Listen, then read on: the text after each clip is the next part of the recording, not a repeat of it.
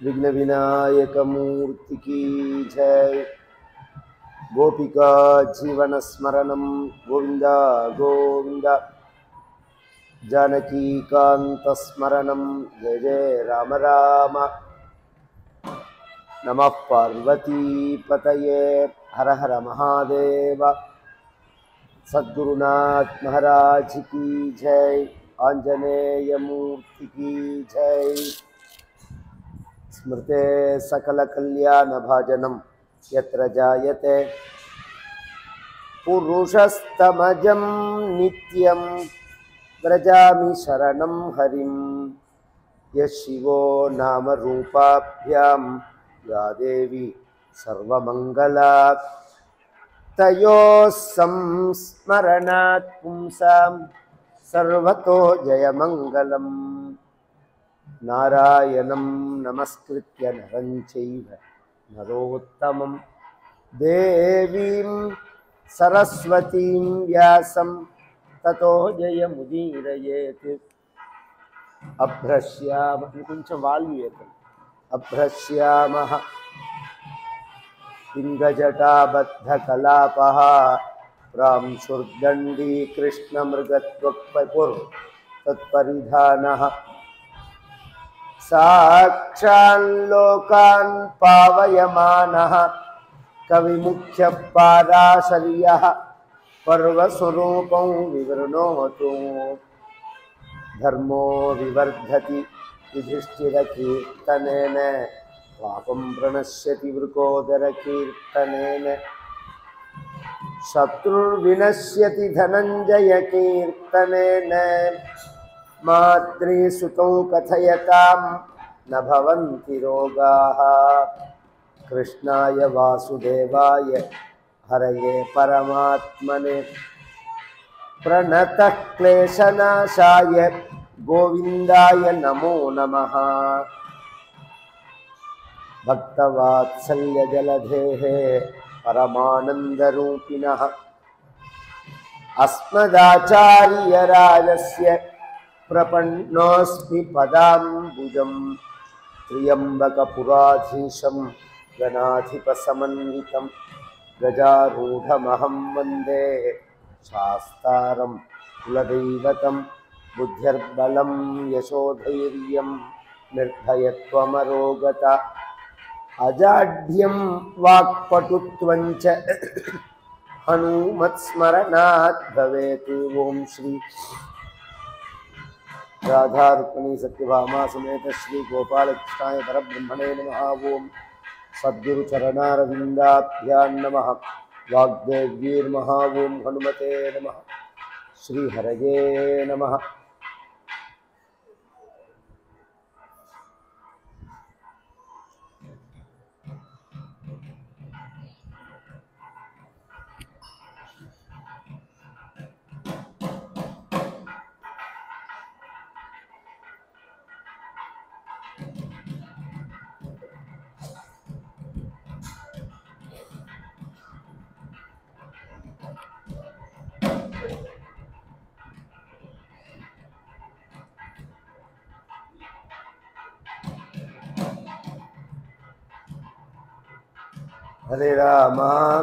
हरे राम राम राम हरे हरे। हरे कृष्णा कृष्ण कृष्ण हरे हरे। हरे राम राम राम हरे हरे। हरे कृष्णा कृष्ण कृष्ण हरे हरे। हरे राम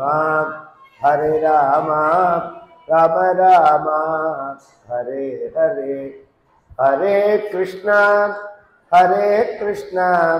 कृष्ण कृष्ण हरे हरे। हरे राम राम राम हरे हरे। हरे कृष्णा कृष्ण कृष्ण हरे हरे। हरे राम राम राम हरे हरे कृष्णा कृष्ण कृष्णा हरे हरे हरे राम राम राम हरे हरे हरे कृष्णा कृष्ण कृष्णा हरे हरे हरे राम राम राम हरे हरे हरे कृष्णा कृष्ण कृष्णा हरे हरे हरे राम राम राम हरे हरे हरे कृष्णा कृष्ण कृष्णा हरे हरे हरे राम राम राम हरे हरे हरे कृष्णा कृष्ण कृष्णा हरे हरे हरे राम राम राम हरे हरे हरे कृष्णा कृष्ण कृष्णा हरे हरे हरे राम राम राम हरे हरे हरे कृष्णा कृष्ण कृष्णा हरे हरे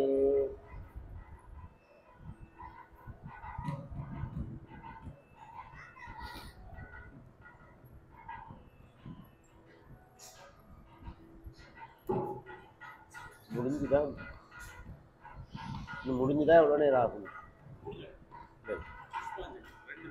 சரி. ஹரே ராம ராம ராம ஹரே ஹரே ஹரே கிருஷ்ணா கிருஷ்ண கிருஷ்ணா ஹரே ஹரே ஹரே ராம ராம ராம ஹரே ஹரே हरे कृष्णा कृष्ण कृष्णा हरे हरे हरे राम राम राम हरे हरे हरे कृष्णा कृष्ण कृष्णा हरे हरे हरे राम राम राम हरे हरे हरे कृष्णा कृष्ण कृष्णा हरे हरे हरे राम राम राम हरे हरे हरे कृष्णा कृष्ण कृष्णा हरे हरे हरे राम राम राम हरे हरे हरे कृष्णा कृष्ण कृष्णा हरे हरे हरे राम राम राम हरे हरे हरे कृष्णा कृष्ण कृष्णा हरे हरे गोविंद नाम संकीर्तनम गोविंदा ஸ்ரீயபதியான பரம கருணாமூர்த்தியான பகவானுடைய கிருஷ்ணாவதார வைபவத்தில் பகவானோட சேர்ந்து பல தேவர்கள் வந்து பிறக்கிறார்கள். கிருஷ்ணாவதாரத்தினுடைய காரணமே பூமியில பாரம் ஜாஸ்தி ஆயிடுத்து என்று பூமி தேவியானவள் பிரம்மாவிடம் முறையிட்டாள் என்று சொல்லப்படுகிறது. பூமி திருப்த நிருபவ்யாஜ தைத்யானீக சதாயுதைஹி ஆக்ராந்தா பூதிபாரேன பிரம்மாணம் சரணம் யயோ பூமிக்கு பாரம் அப்படின்னு சொன்னா எப்படி வரும்? பூமிக்கு வெயிட் அப்படிங்கிறது எப்படி வரும்? பல மலைகள், பெரிய பெரிய கட்டடங்கள், இதெல்லாம் கட்டுறதுனால பூமிக்கு வெயிட் வருமா அப்படின்னு கேட்டா அப்படி வராது. கொஞ்சம் நாம சிந்தித்து பார்த்தோம்னா, பூமியில நாம ஒரு பெரிய கட்டடமே கட்டுறோம்னா அதுக்கு ஜல்லி, சிமெண்ட், மணல் இதெல்லாம் உபயோகப்படுத்துறோம்னு வச்சுக்கோங்க. இதெல்லாம் எங்கேருந்து எடுக்கிறோம்? நாம பூமியிலேருந்து தான் எடுக்கிறோம். அப்போ ஒரு இடத்துல உள்ள வெயிட் எடுத்து இன்னொரு இடத்துல வைக்கிறோமே தவிர வெளி உலகத்திலேருந்து பூமிக்கு நாம வெயிட்டை கொண்டு வரல. அப்போ ஒரு மில்லிகிராம் கூட பூமியில வெயிட்டை ஒருத்தர் எக்ஸ்ட்ரா பண்ண முடியாது. வெளி உலகத்திலேருந்து தான் நாம கொண்டு வரோம். இந்த பூமியிலேயே இருக்கிற சாமான தானே உபயோகப்படுத்துறோம். அப்ப பூமிக்கு வெயிட் ஆயிடுது அப்படின்னு சொன்னா எப்படி? திருப்த நிருபவ்யாஜ தைத்தியானீக சதாயுதைகி, அதர்மிஷ்டர்களான ராஜாக்கள், ராஜாக்களே திருடர்கள் ஆயிட்டார்கள் அப்படிங்கிறது பாகவதம். கிருஷ்ணாவதார சமயத்துல ராஜாக்களே திருடர்கள் ஆயிட்டார்கள். அப்படின்னா என்ன சார்னா, கலி முத்த முத்த திருடனே ராஜாவாயிடுவான். கலியுகம் முத்தி போக போக போக திருடனே ராஜாவாயிடுவான். அதுதான் ஜனங்களோட தலையெழுத்து. ஆரம்ப காலத்துல ராஜாக்களே திருடர்கள் ஆனார்கள். எதனால அப்படின்னு சொன்னா, இந்த தேவதைகளுக்கும் அசுரர்களுக்கும் எப்போதுமே ஒரு போட்டி இருக்கு. தேவாசுரா சையத்தா ஆசன்னு வேதம் பல இடங்கள்ல சொல்லும். நல்லவர்கள் கெட்டவர்கள், இது ஒரு விளையாட்டு. பொதுவாகவே ஒரு சிருஷ்டியில இருமைங்கிறது சகஜமே. பகல்னா ராத்திரி, சுகம்னா துக்கம், மானம்னா அவமானம், லாபம்னா நஷ்டம், வெற்றினா தோல்வி, சூடுன்னா குளிர்ச்சி அப்படிங்கிற அந்த துவந்தம் எப்போதும் இருக்கதான் இருக்கு. இருந்தாதான் அந்த சிருஷ்டியானது கரெக்டா.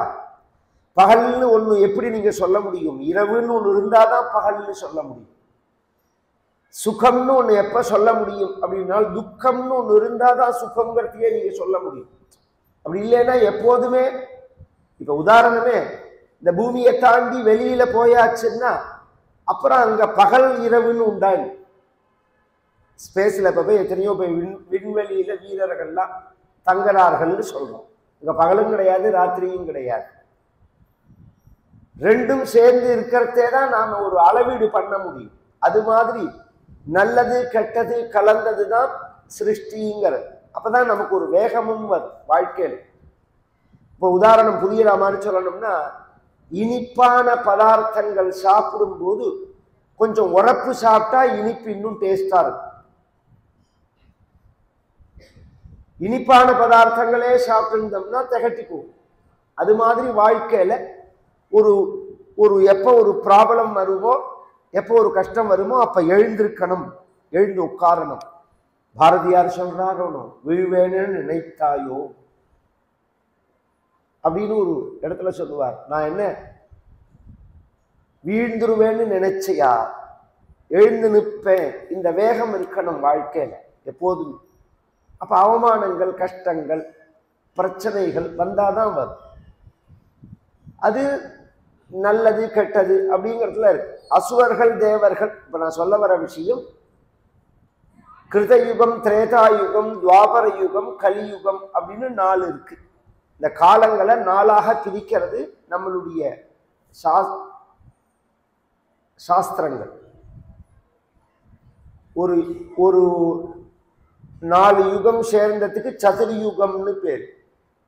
ஒரு சதுர்யுகத்தோட வயசு 43,20,000 வருஷம்.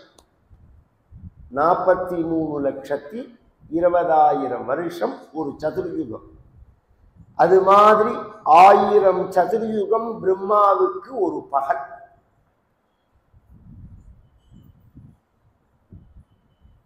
எழுதிந்தாச்சா? திருப்பி சொல்லட்டுமா? ஒரு சதுர்யுகம் அப்படிங்கிறது 43,20,000 வருஷம் நம்ம மனித கணக்கில். தேவதைகள் கணக்குல தேவ வருஷம்னா 12,000 வருஷம். எப்படி அப்படின்னா நமக்கு 365 நாள் ஒரு வருஷம்னு சொல்றோமோ, தேவதைகளுக்கு நமக்கு மனிதர்களுக்கு ஒரு வருஷம்ங்கிறது தேவதைகளுக்கு ஒரு நாள், தெய்வங்களுக்கு ஒரு நாள். அதைத்தான் தட்சிணாயனம் உத்தராயணம்னு பிரிக்கிறோம் நாம். தட்சிணாயனம்னா இரவு, உத்தராயணம் அப்படின்னா பகல். தெய்வங்களுக்கு அது ஒரு நாள். தேவதைகள், தெய்வம்னா தேவதைகள் வேற, தெய்வங்கள் வேற. அது கொஞ்சம் அப்புறமா டைம் வரத்தே விஸ்தாரமா சொல்றேன். இந்திரன், யமன், வருணன், குபேரன், அக்னி, இவர்களுக்கெல்லாம் தேவதைகள்னு பேர். தெய்வங்கள்னா சிவன், விஷ்ணு, பெருமாள், இதெல்லாம் தெய்வங்கள். இந்த சதுர்யுகம் 1000 சதுர்யுகம் பிரம்மாவுக்கு ஒரு பகல், 1000 சதுர்யுகம் பிரம்மாவுக்கு ஒரு இரவு. இந்த சதுர்யுகம் 4ஆ இருக்கு. கிருதயுகம், திரேதாயுகம், துவாபர யுகம், கலியுகம் அப்படின்னு 4ஆ இருக்கு. இந்த கிருதயுகத்துல தேவர்கள் சொர்க்கத்தில் இருப்பார்கள், நரகர்கள் அசுரர்கள் பாதாளத்தில் இருப்பார்கள். திரேதாயுகம் வரத்தே தேவர்கள் பூமியிலேயே ஒரு இடத்துல ஒரு நாட்டில் இருப்பார்கள், அசுரர்கள் ஒரு நாட்டில் இருப்பார்கள். உங்களுக்கு புரியுற மாதிரி சொல்லணும்னா, தேவனா உள்ள ராமபிரான் அயோத்தியில இருந்தான், அசுரனா உள்ள ராவணன் லங்கையில இருந்தான். இது ஒரு ஸ்டேட், அது ஒரு ஸ்டேட். அடுத்தது துவாபர யுகம் வரத்து தேவர்கள் கௌரவர்கள், அது பாண்டவர்கள், தர்மர், பீமன், அர்ஜுனன், நகுல சகதேவர்கள், கிருஷ்ண பரமாத்மா, இன்னும் பல பேர்கள், பீஷ்மர்கள், இவர்கள்லாம் இன்னைக்கு சொல்ல போற விதுரர், இவர்கள்லாம் தேவர்கள். அசுரர்கள் கௌரவர்கள், துரியோதனன், துஷ்வாசனன், சகுனி, ஜெயத்ரதன், இவர்கள்லாம் அசுரர்கள். இவர்கள் 2 பேரும் எங்க இருந்தார்கள்? ஒரே வீட்டில் இருக்கார்கள், ஒரே குடும்பத்துல சித்தப்பா பெரியப்பா பிள்ளையா பிறக்கிறார்கள். தேவர்கள் ஒரு பக்கம், அசுரர்கள் ஒரு பக்கம். இது மாதிரி பல ராஜாக்கள், அசுர ராஜாக்கள். கம்சன் அசுர ராஜா தான், சிசுபாலன் அசுரன் தான், தந்தவக்ரன் அசுரன் தான், ஜராசந்தன் அசுரன் தான். நிறைய அசுர ராஜாக்களை சொல்லலாம். இது துவாபர யுகம். கலியுகம் வரத்தே கிருதயுகத்துல வெவ்வேறு உலகத்துல இருந்தார்கள், திரேதாயுகத்துல வெவ்வேறு நாட்டில் இருந்தார்கள், துவாபர யுகத்துல வெவ்வேறு மனிதர்களாக இருந்தார்கள். கலியுகம் வரத்தே நம்ம ஒரே ஆள்கிட்டயே 2 பேர் இருப்போம். தேவனும் இருப்பான், அசுரனும் இருப்பான். எப்படி சார் அப்படின்னா, ஒரு கியூல வரத்து வயசானவர்கள், நடக்க முடியாதவர்கள் இருந்தார்கள்னா அவர்களை கையை பிடிச்சி அழிச்சுன்னு போய் நம்ம முன்னாடி விட்டோம்னா நாம தேவன். அந்த நடக்க முடியாதவர்களை தள்ளி விட்டுட்டு நாம முன்னாடி போனோம்னா அசுரன். இதான் வித்தியாசம். ஒருத்தருக்கு உபகாரம் பண்ணி பொறுமையோட, நிதானத்தோட, கருணையோட இருந்தா தேவன். தன்னை பத்தியே சுயநலமா நினைச்சா அசுரன். அசுரன்ங்கிறது ஒரு ஜாதி கிடையாது. அசுஷு அப்படின்னா புலன்கள், கண்ணு, காது, மூக்கு, கை, கால், இதுக்கெல்லாம் புலன்கள்னு பேர். இதை திருப்திப்படுத்தி வைக்கிறதுக்காக வெறி கொண்டு எவன் அலையறானோ அவனுக்கு அசுரன்னு பேர். அதுல பொதுவா கண்ணு பார்க்கணும்னு தோணும், காது கேட்கணும்னு தோணும், மூக்கு நுகரணும்னு தோணும், வாக்கு ருச்சிக்கணும்னு தோணும். உடனே மூளை வேலை செய்யணும், புத்தி வேலை செய்யணும். இதை பண்ணலாமா, பண்ணக்கூடாது, இது நல்லதா கெட்டதா அப்படிங்கிற அந்த நிதானம் இல்லாம நடந்துட்டா அவன் அசுரன்.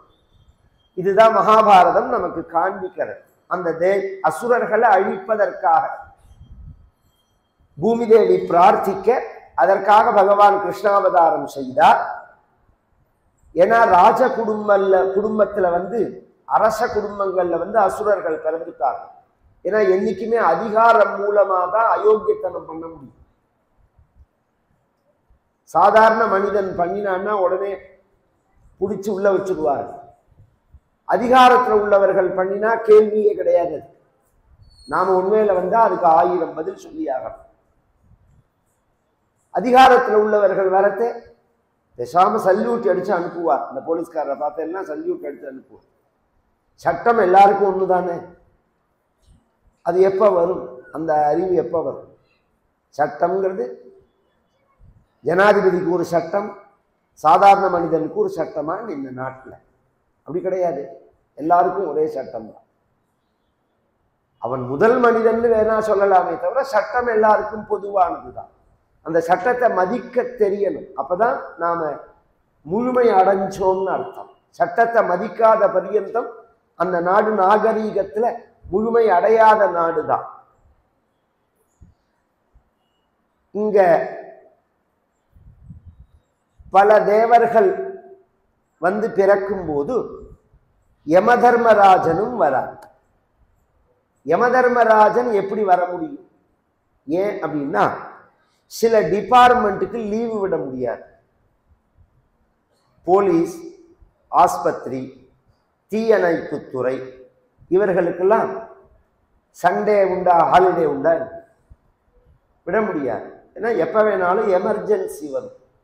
அப்படிங்கிறத அவர்கள்லாம் எப்போதும் டியூட்டியில் இருக்கணும். அது மாதிரி 24x7 வேலை செய்கிற டிபார்ட்மெண்ட்டு யமலோகம்.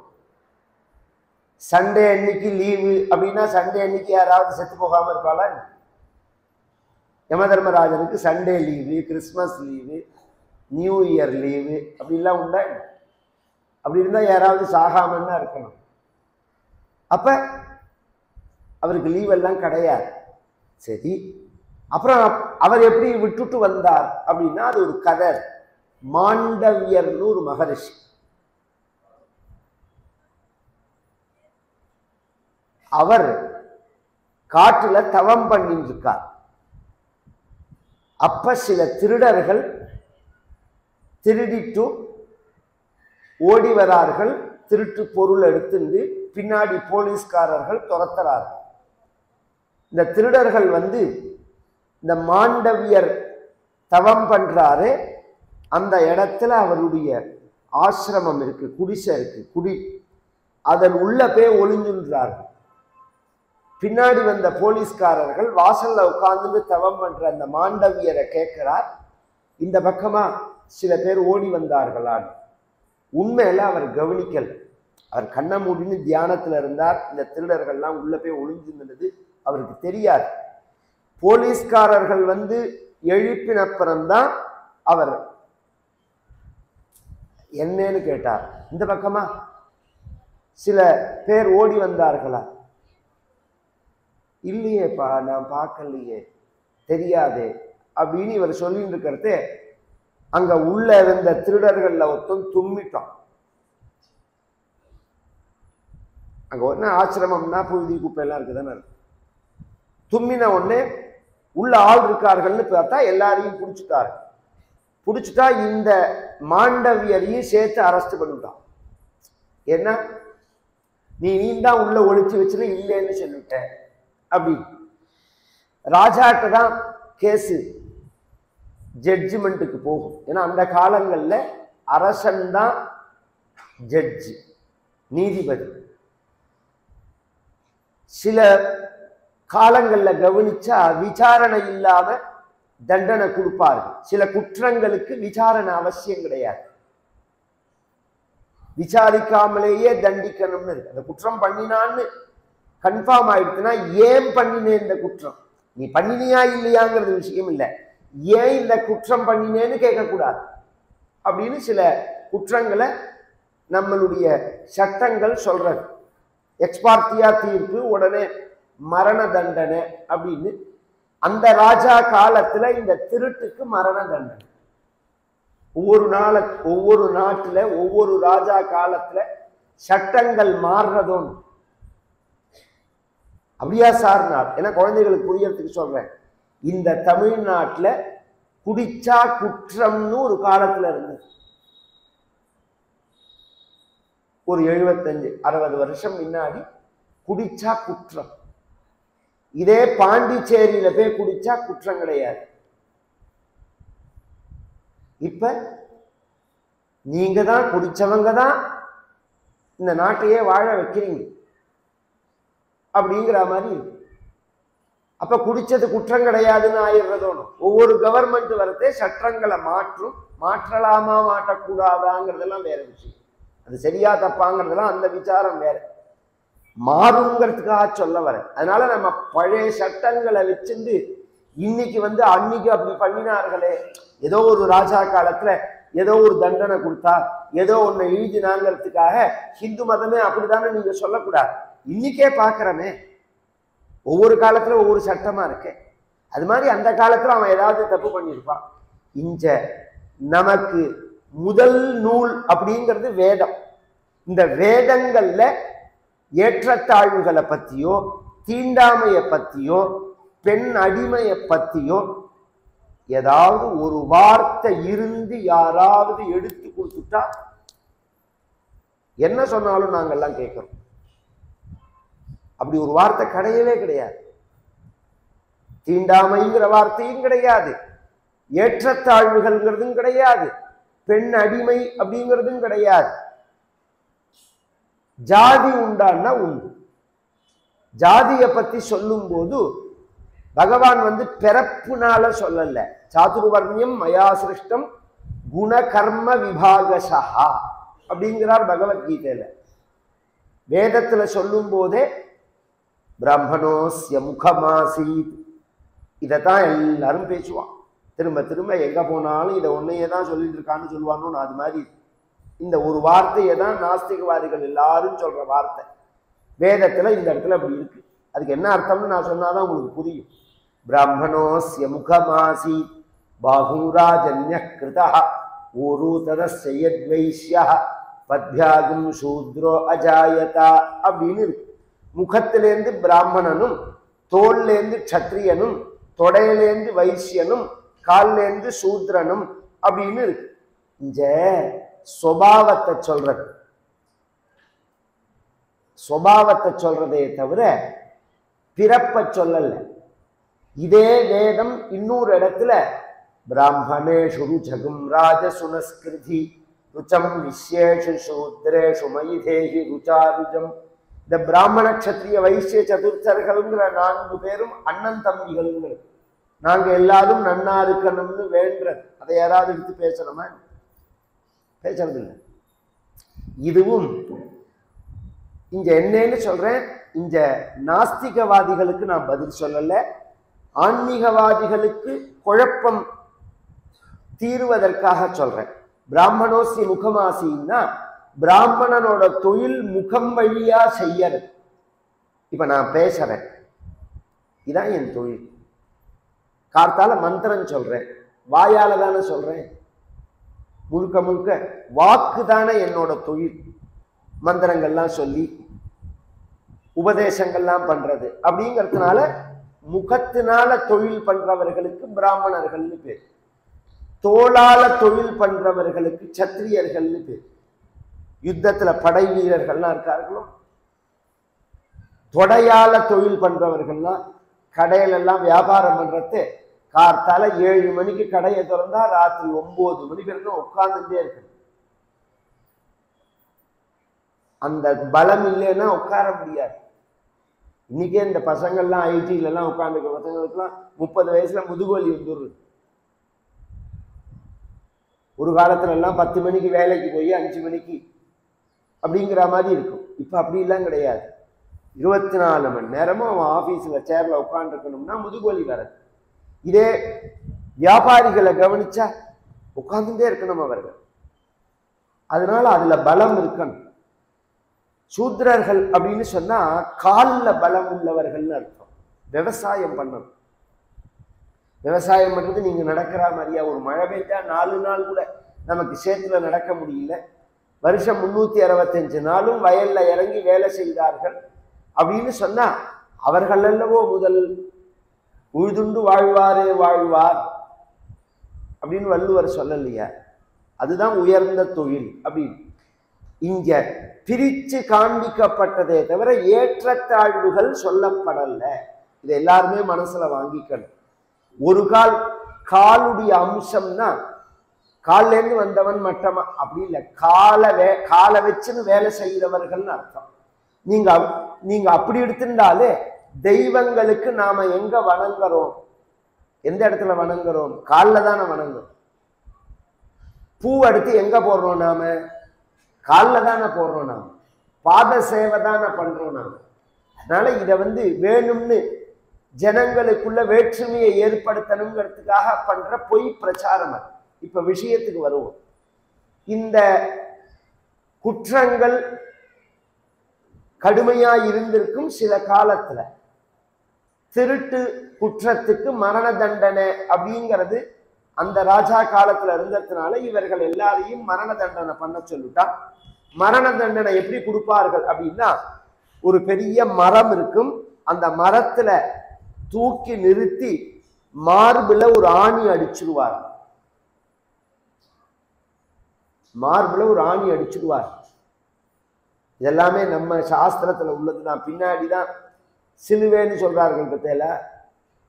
இதெல்லாம் இந்த புராணங்கள்ல இருக்கு. ஞான சம்பந்தர் சரித்திரத்துல கூட கழுமரம் ஏற்றினான் பாண்டியராஜா அப்படின்னு இருக்கு. இது மாதிரிலாம் சில தண்டனைகள்லாம் அந்த காலத்துல உண்டு. அது மாதிரி எல்லாரையும் ஏற்றுட்டார்கள். இந்த மாண்டவியங்கிற மகரிஷியையும் வச்சு அடிச்சுட்டார்கள். மற்றவர்கள்லாம் 2-3 மணி நேரத்துல இறந்து போயிட்டார்கள். இந்த மாண்டவியங்கிற மகரிஷி இறக்கவே இல்லை. மார்புல ஆணிய வச்சு அடிச்சு 5 நாள் ஆச்சு, உயிரோட இருக்கார். ராஜா அந்த பக்கமா வந்தான். ஒரு நாளைக்கு வேட்டையாடுறதே இவர் உயிரோட இருக்கிறத பார்த்துட்டு பிரமிச்சு போயிட்டார். அப்புறம் அவரை எடுத்தா அவர் முனிவர்னு தெரிஞ்சுது, யோகின்னு தெரிஞ்சுது, சித்தர்னு தெரிஞ்சுது, தவறுதல் பண்ணாதவர்னு தெரிஞ்சுது. உடனே அவர் காலில் விழுந்து மன்னிப்பு கேட்டுனா, அவர் அந்த ஆணியை புடுங்கினா புடுங்க முடியல, அதுக்குள்ள ஆணி புறையோடி போயிடுது. அதனால அந்த மரத்திலேருந்து ஆணியை அறுத்து இவரை இழுக்க மார்பிலேயே அந்த ஆணி தங்கினத்தினால அவருக்கு ஆணி மாண்டவியர்னு பேர். ஒரிஜினல் பெயர் அவருக்கு மாண்டவியர்னு தான் பெயர். அந்த மார்பிலேயே ஆணி தங்கினத்தினால ஆணி மாண்டவியர்னு பேரு. இப்போ ஒரு கொஸ்டின், ஆணி அப்படின்னா எல்லாருக்கும் தெரியுமோ? அது எந்த மொழி சொல்லுது? டீச்சரை பார்க்கறியே, எந்த மொழி சொல்லு? ஆணி அப்படிங்கிற வார்த்தை சம்ஸ்கிருதம். தமிழ்ல யாராவது இன்னும் ஒரு 3 நாள் கதை இருக்கு, இதுக்கு என்ன தமிழ்ல சொல்லுன்னு யாராவது சொல்லும். பிரம்மண ஆணி ஸ்தா அப்படிங்கிறது. எதுக்கு சொல்றேன்னா, எல்லாம் எதெல்லாம் கவனிக்கணுமோ அதெல்லாம் கவனிக்காம பொய் பிரச்சாரங்களை பண்ணி தமிழை வளர்க்குறேன்னு தமிழை நாசம் பண்ற மாதிரிலாம் பண்ணக்கூடாது. உண்மையான தமிழ்ங்கிறது ஆன்மீகத்தினாலதான் வளரும். அதுவும் உலகத்துல எந்த நாட்டுல எந்த மொழிக்கு எந்த விஷயத்துக்கு கண்டென்ட் தேவையா இருந்தாலும் அது சம்ஸ்கிருதத்துல தான் இருக்கு. அதான் இந்த விஷயமே. ஏன் அதுல இருக்குன்னா, அப்பதான் அதை மாற்ற முடியாது. நீங்க மற்ற மொழிகள்ல வைக்கிறதே அதை திரிச்சு விட்டுருவாரு. சம்ஸ்கிருதத்துல எப்படின்னா சம்யக்கு கிருத்தம்னு பேர்.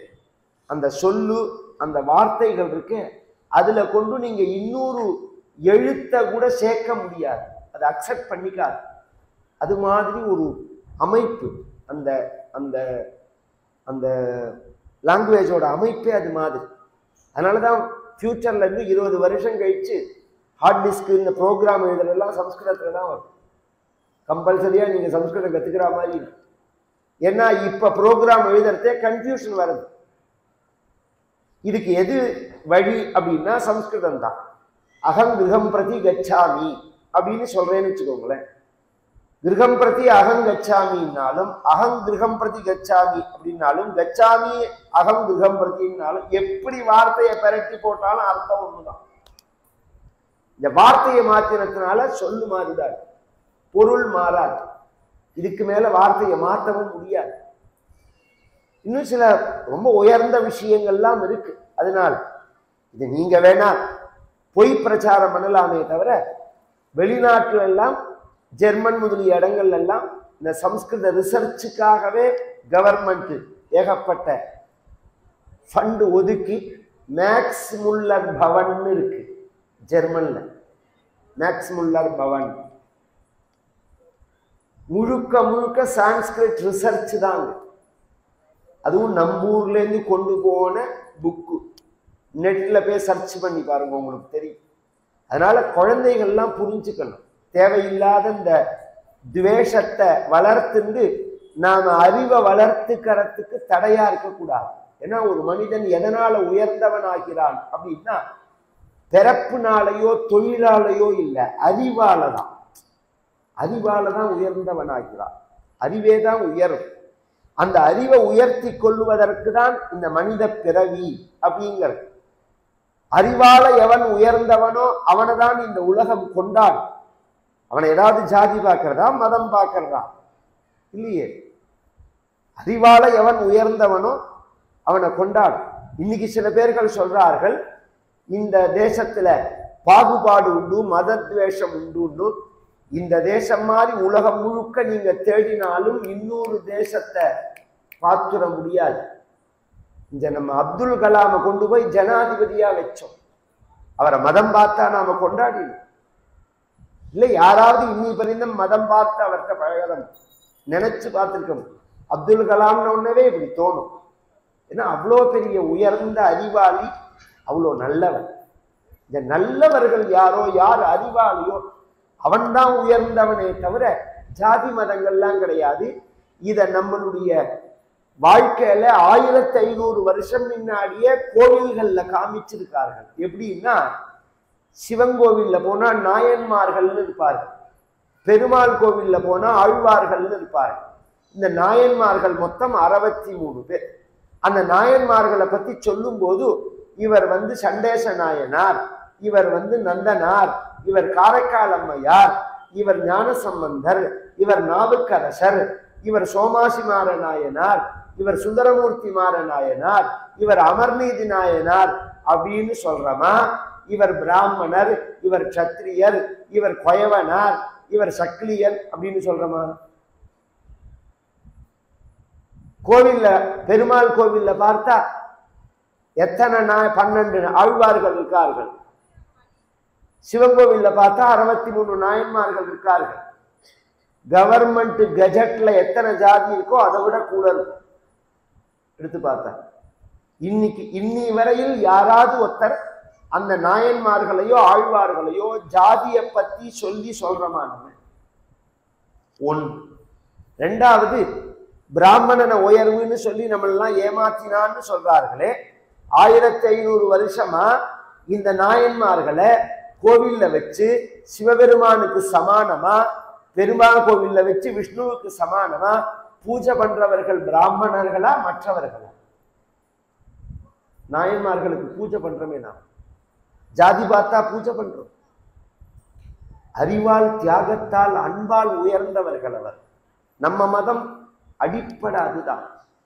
வியாதகோன் பாவபக்தி கா பூகா சோயி ஜோக ஜுக சுன ஹிம்பாவே भगत पूल दिय राम दीवाने निज पदवा को देवे याद कौन आचार किया था ध्रुवती उमर तोटी कहाम गजेंद्र पटाता विद्या जाति विदुर की कटवी. இது சொல்ற இந்த பாட்டை பாடினவர் கபீர் தாஸ்னு ஒரு முஸ்லிம். அவர் சொல்றார், ஜாதி பார்த்தா மதம் பார்த்தா பகவான் கிருப பண்ணுவான். யாருக்கெல்லாம் கிருப பண்ணினான்னு சொன்னேன், இதெல்லாம் பாருங்க. வியாதகோன்னு ஆச்சார கியாதா, குஹனுக்கு கிருப பண்ணினான். ஒரு மீனவன் எப்படி அருள் பண்ணினான் ராமபிரான்? அந்த குஹனை கூப்பிட்டு பக்கத்துல கட்டிண்டு, பக்கத்துல உள்ள லக்ஷ்மணன் கையில ஒரு தட்டை தட்டி, குஹன் கையில ஒரு தட்டை தட்டி, இன்னிலேந்து லக்ஷ்மணன் மாதிரி நீ எனக்கு தம்பின்னா. கம்பராமாயணத்துல சொல்றார், இந்த இடத்துல தசரதனுக்கு 4 மகன்கள். இந்த குஹனை என் தம்பி அப்படின்னு பகவான் சொன்னதுனால 4 ஐவரானோர். 4 ஐவரானோர் 5 பேர் ஆயிட்டார்கள். அப்படி துருவதி உம்மரு தோட்டி. வயசானாதான் நமக்கு கடவுளை தெரிஞ்சுக்க முடியும். கடவுள் அருள் பண்ணுவார். குழந்தையா இருந்தாலாம் கடவுள் அருள் பண்ண மாட்டார்னா 5 வயசு குழந்தையான துருவனுக்கு பகவான் அருள் பண்ணாங்க. வயசு பார்த்தா பண்ணினான். இல்ல சார் படிச்சாதான் பகவான் அருள் பண்ணுவான்னா, கஜேந்திரன்கிற யானை எந்த ஸ்கூல்ல போய் படிச்சது? கஹாம் கஜேந்திர பட்டாதா வித்யா. ஜாதி பார்த்துதான் பகவான் அருள் பண்ணுவான்னா, ஜாதி விதுரகி கட்டவி. இன்றைய தடவை இப்ப சொல்ல போற விதுரர் வீட்டுக்கு தேடி பகவான் கஞ்சி குடிக்க போறான். ஜாதி பார்த்தா பண்ண போறான். எல்லாம் இப்ப சமீப காலத்துல அதுவும் வேணும்னு ஓப்பனாவே சொல்றேன். இந்த மெக்காலேன்னு ஒருத்தர், அவர் காலத்துலதான் இந்த பிளான்லாம் நடந்தது. இந்த பாரத தேசத்தை கைப்பற்றணும். இதுக்கு முன்னாடி வந்த இஸ்லாமியர்கள்லாம் எப்படி கைப்பற்றினார்கள்னா,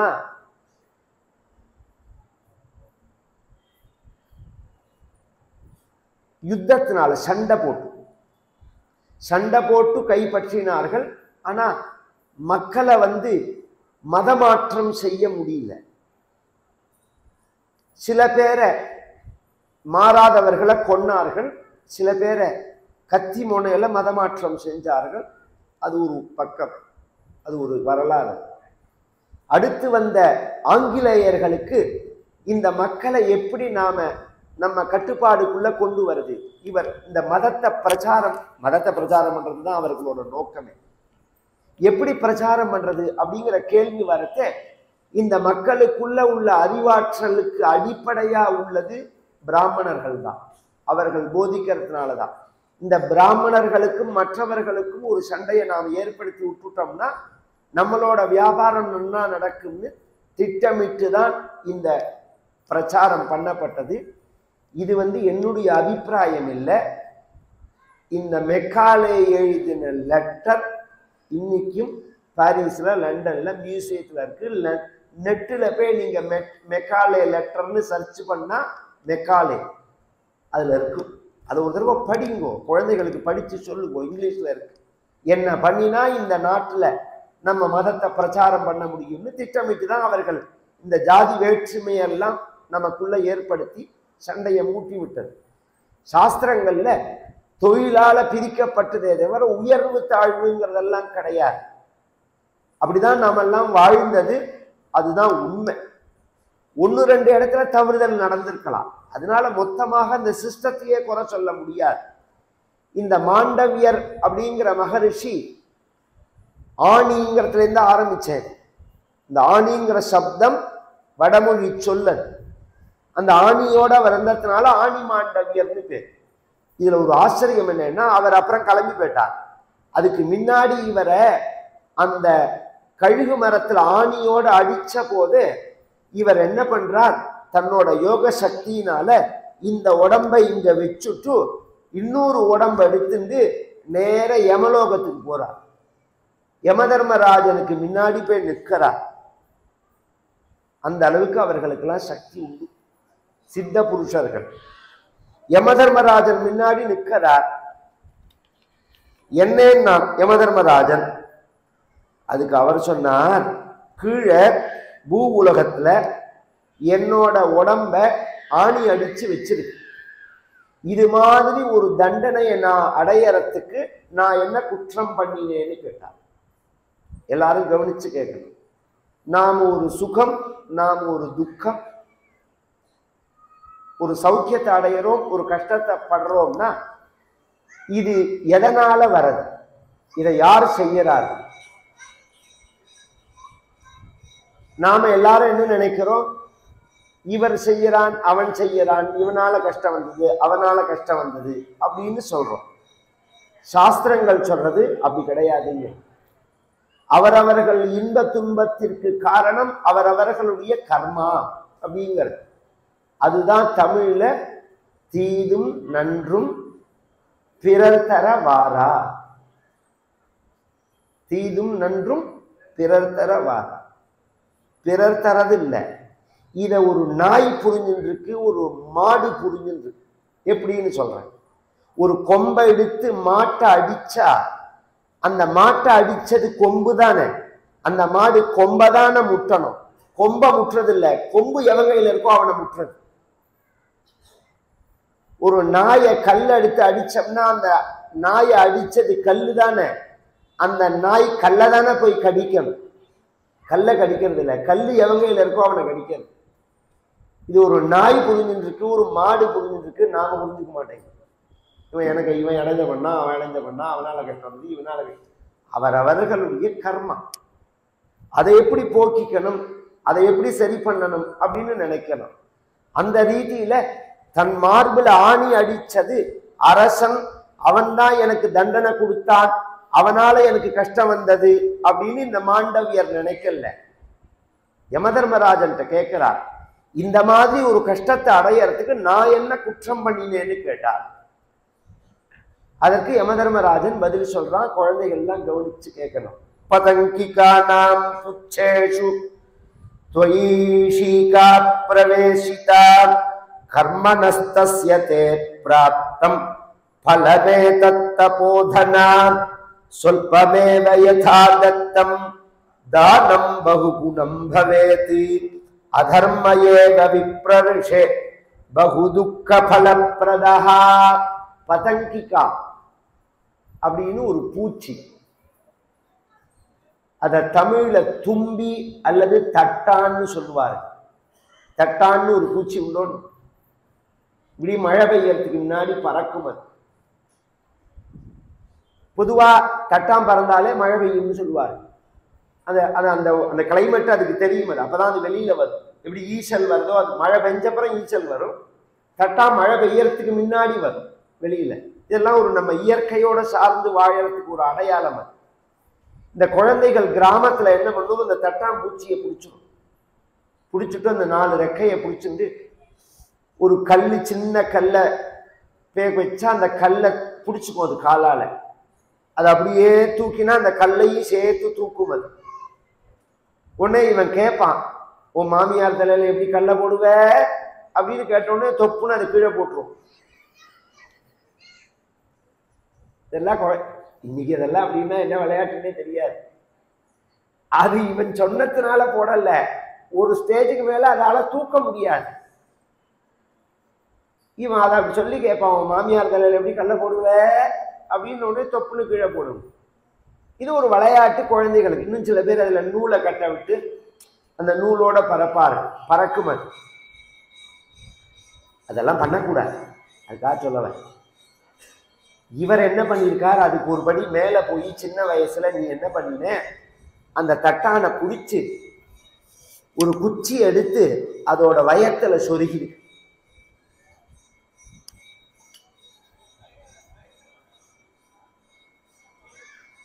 त्वयीशीका प्रदर्शिता कर्मणस्तस्यते प्राप्तं फलमेतत् तपोधना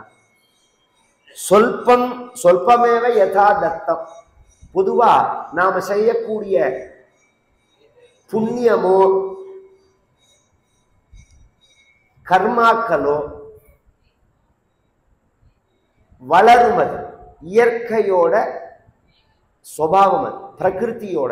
எப்படி ஒரு விதையை போட்டா அது பெருசாறதோ, அதுபோல ஒரு பணத்தை பேங்க்ல கொண்டு போட்டா அது எப்படி வளர்றதோ, அதுபோல பாவத்தையும் செஞ்சோம்னா அந்த பாவத்தை போக்கிக்கலைன்னா வளர்ந்துட்டே போகும். அது புண்ணியமும் அது மாதிரி வளரும். புண்ணிய கடன் பிக்ஸட் டெபாசிட் மாதிரி தான். கடன் வாங்கி கடனை அடைக்கலைன்னா வளர்ந்துட்டே போகும் கடன். பணத்தை போட்டு வச்சு எடுக்காம இருந்தோம்னா வளர்ந்துட்டே போகும். அது மாதிரிதான் புண்ணியமும் பாவம். சொல்பமேவ யதாதத்தம் தானம் பகுகுணம் பவேத். இந்த ஜென்மாவில பண்ணி அந்த தானத்தை நாம அடைய வேண்டாம்னு நினைச்சா அடுத்த ஜென்மாவில பெருசா அந்த புண்ணியம் வந்து சேரும். இந்த ஜென்மாவில பாவத்தை பண்ணி அந்த பாவத்தை நாம போக்கிக்கலைன்னா அடுத்த ஜென்மாவில அது பெரிய பாவமா வந்துடும். அதனாலதான் உடனே நம்ம பாவத்தெல்லாம் போக்கிக்கணும், பிராயஷ்சித்தம் பண்ணணும், பரிகாரம் பண்ணணும்னு சாஸ்திரங்கள்லாம் சொல்றது. நீ பண்ணின பாவத்துக்கு, போன ஜென்மாவில் பண்ணின பாவத்துக்கு இந்த ஜென்மாவில் அந்த பலன் தான். உடனே அவர் கேட்டார் மாண்டவியர், எனக்கு எத்தனை வயசுல அதை பண்ணினேன்னா? ஒரு 7 வயசு 8 வயசு. உடனே அவர் சொன்னார், ஒரு 7 8 வயசு 10 வயசு குழந்தைகளுக்கு இது பாவம் இது புண்ணியம்னு தெரியாது. இதை சொல்லி கொடுக்க வேண்டியது யாரு? தாய் தந்தையர்கள் தான். இந்த சின்ன குழந்தை இருக்கு பாருங்க, எறும்பு ஈ பூச்சி போச்சுன்னா சில குழந்தைகள் பயப்படும். எறும்பை பார்த்தே பூச்சி பூச்சி பூச்சி அப்படின்னு சொல்லும். சில குழந்தைகள் நான் சொல்ற மாதிரி பண்ணும், ஓடி போய் அந்த எறும்பை பிடிச்சி நசுக்கும். இந்த எறும்பை கையால தேக்கி. அது மாதிரி சுபாவம் இருந்தா நாம அதை வளர விடக்கூடாது, குழந்தைகளை தடுக்கணும். அப்படி பண்ணக்கூடாது. ஏன் எறும்பை நீ கொல்ற? கச்சு, அதை தள்ளி விடு, கொல்லக்கூடாது. இந்த உலகத்துல எந்த உயிரையும் கொல்றதுக்கு நமக்கு உரிமை கிடையாது. நம் வாழ்க்கையில அது சம்பந்தப்பட்டா நாம் அதை அப்புறப்படுத்தலாமே தவிர கொல்லக்கூடாது. ஒரு காலத்துல இந்த நாட்டுல கொசுவலை கட்டின்னு தான் படுத்துப்பாரு, கொசுவலை கட்டின்னு படுத்துப்பாரு. இன்னைக்கு கொசுவை விரட்டுறதுக்கு எத்தனையோ உபகரணம் வந்து இப்ப புதுசா சைனாக்காரன் அந்த பாவிகள் ஒன்று அறிமுகப்படுத்திருக்கான். ஒரு பேட்டு ஒன்று இப்படி காமிச்சோம்னா கொசு அதுல பட்டு அப்படியே பொசுங்கி போறது. அத்தனையும் பாவம், அத்தனையும் பாவம். அது மாதிரி உன்னையும் எண்ணெய் சட்டில போட்டு வறுப்பான்.